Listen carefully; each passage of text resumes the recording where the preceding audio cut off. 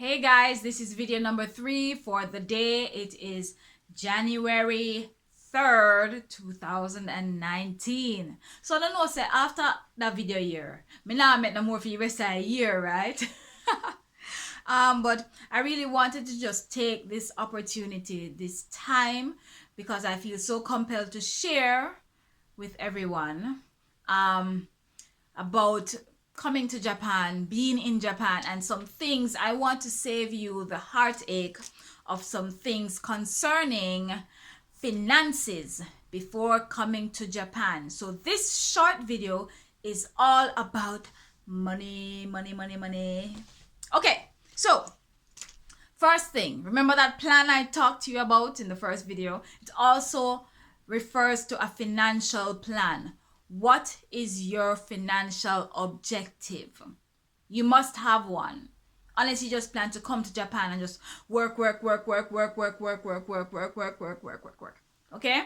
Right? So you want to set a plan for your finances, and that means saving, investing, and so on. So you want to be able to save a set amount, put a limit for your savings goal monthly. All right.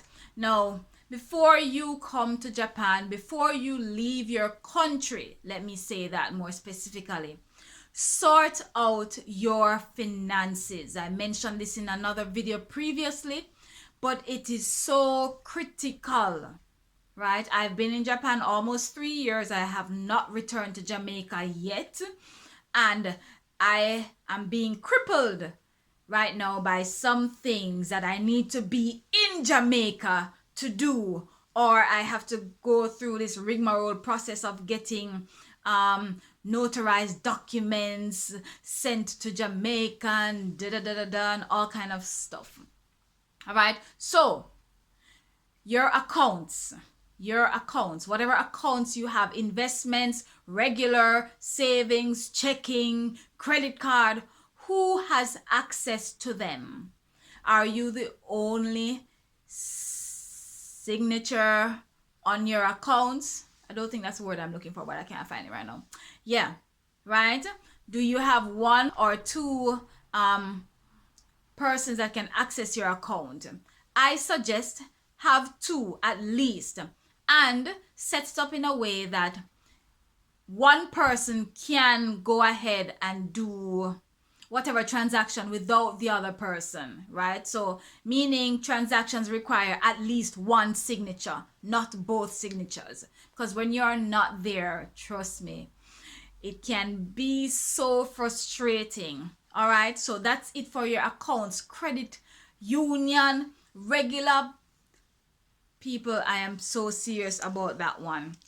All right, now, so we've spoken about your savings objectives. We've spoken about having signatures, maybe that's the word I'm looking for, signatures on your account, so when you're not there, things can continue. Because like right now, I have a few accounts that have become deactivated, that's the word, dormant, and I'm unable to reactivate them, so it's affecting my savings goals, right? So of course you want people that you can depend on, definitely, right? Who can manage your finances well and can make changes that are relevant as needed. Okay, now investments. It's a good idea to have investments already set up at home, already set up. Even if you don't have a lot of money in it, whatever the minimum is to open it, open that investment account back home. Why am I saying that? I'm getting there. In Japan, especially if you come here for the first time with no knowledge of Japanese, how to speak, read, write, listen, comprehend, wakarimasen, you will have a very difficult time. One, opening a bank account. Your company should help you with that in the initial stages, ideally. But that's just a regular account. That's not an investment account by any stretch of the imagination. So much so that I learned foreigners do not get any interest with the Japanese Post Bank account, otherwise called JP Bank, right? I wonder, like, why am I not seeing any interest reflected? Notwithstanding, Japanese people do get interest on their accounts, but it is quite negligible. It's like 0.12% that they get as interest on their account. But they still get. But as foreigners, with JP banks, we don't get any interest on our money, as small as it is, right? Opening additional accounts in Japan is taihen, mendokusai, very difficult, lots of paperwork, lots of processing, and it's in Japanese. So unless you come here with a really great friend, or you meet somebody who is able to help you with these things, because your company more than likely won't be able to help you or will not help you, you want to know that you have some investment already set up back home.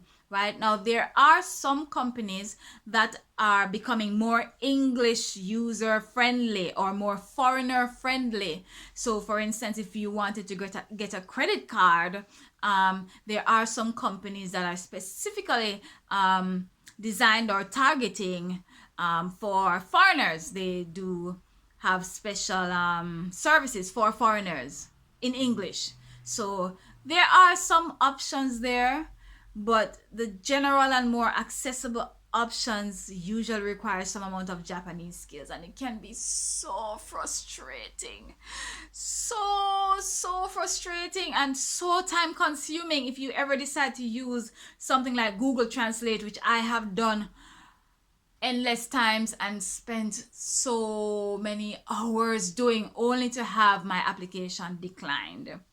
Generally, for a bank account, they don't decline your application, but like for a credit card, that process, yeah, kind of hit and miss on that one, right? So that's it for Money Talk. I really hope that you get your finances together as much as you can before you leave your home country. It will save you so much heartache. Just think about it ahead of time. Think about friends or families who you trust to add to your accounts, who can help you to prevent your policies from lapsing, to prevent your accounts from going dormant. Because like I had an account linked to my Jamaican credit card account that would have been so useful to be able to pay my credit card. Instead, I have to depend on persons to go and pay. And thank God for them. They are so helpful and it makes my life easier. But at the same time, you want to give persons a break. So set up your finances, set them up. Okay, get your bank's information, how to wire money back home, so you can get the money going straight to your investment accounts, so you don't wonder after 3 years, like, where did all my money go? So for now, that's it on Money Talk. Stacy in Japan saying bye-bye. Catch you next time.